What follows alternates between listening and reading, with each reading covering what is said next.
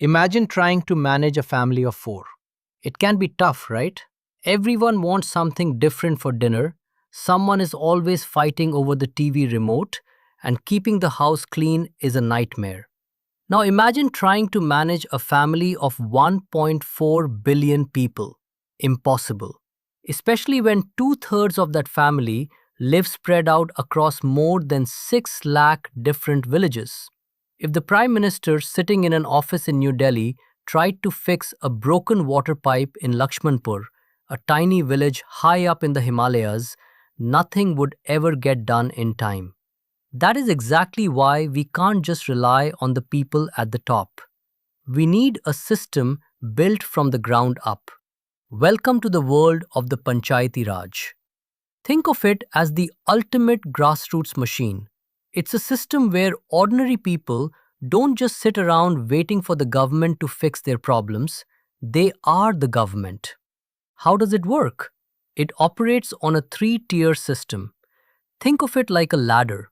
At the very bottom, closest to the ground, you have the Gram Panchayat at the village level. Climb one step up and you have the Panchayat Samiti at the block level, which connects a group of villages together. Climb to the top of the local ladder and you reach the Zila Parishad, which oversees development for the entire district. But let's focus on the ground floor. Who actually makes the decisions in a village? You might think it's just a few politicians sitting in a closed room. Wrong. It's the Gram Sabha. If you live in the village and you are old enough to vote, you are automatically a member of the Gram Sabha.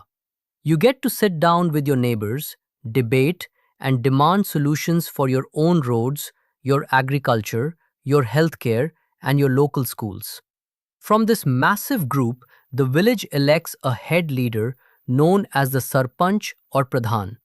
To help the Sarpanch out with the actual paperwork, the government steps in and provides a Panchayat secretary for administrative records, and a Patwari, a local officer whose entire job is to keep track of land boundaries and revenue records. Now you might be wondering, does this system actually change lives? Absolutely. It is producing incredible real-world heroes. Take Jnaneshwar Kamble, a transgender individual who ran for Sarpanch in a village in Maharashtra in 2017.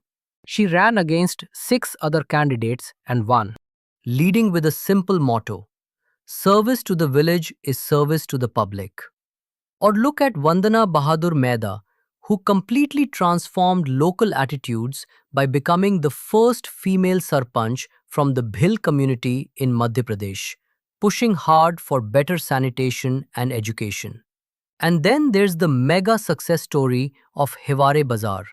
This village in Maharashtra was facing extreme drought and their farms were dying.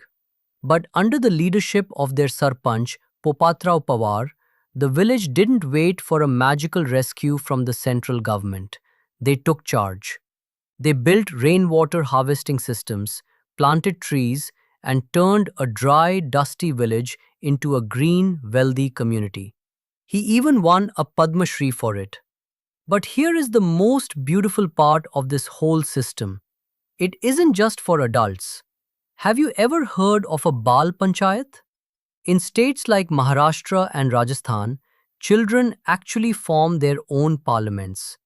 Kids aged 8 to 14 hold their own elections, form a cabinet, and raise issues directly to the village elders. And they are getting things done. These kids are actively stopping child marriage, fighting child labor, and demanding that their schools get compound walls and hygienic midday meals. They are literally shaping their own future.